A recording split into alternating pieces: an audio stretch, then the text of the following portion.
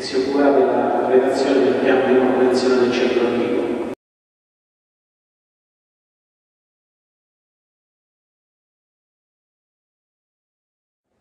Brevemente il nostro percorso, il metodo per far sì che si instaurino delle strategie per trasformare in economia locale il vostro patrimonio, quindi il vostro centro storico.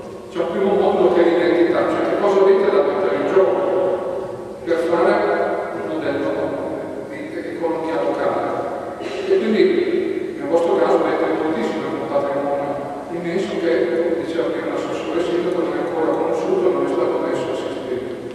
Il secondo modulo è il ruolo, cioè se abbiamo molte cose da mettere in gioco, è chiaro che anche il ruolo che può avere l'ANI dentro il proprio territorio può cambiare, quindi con quale politica, con quale strategia stiamo e possiamo immaginare un futuro da qui a 10-15 anni dove il nostro potenziale motore di economia locale fa assumere anche la città un ruolo diverso. Le funzioni sono con chi operiamo, le funzioni sono di impegno del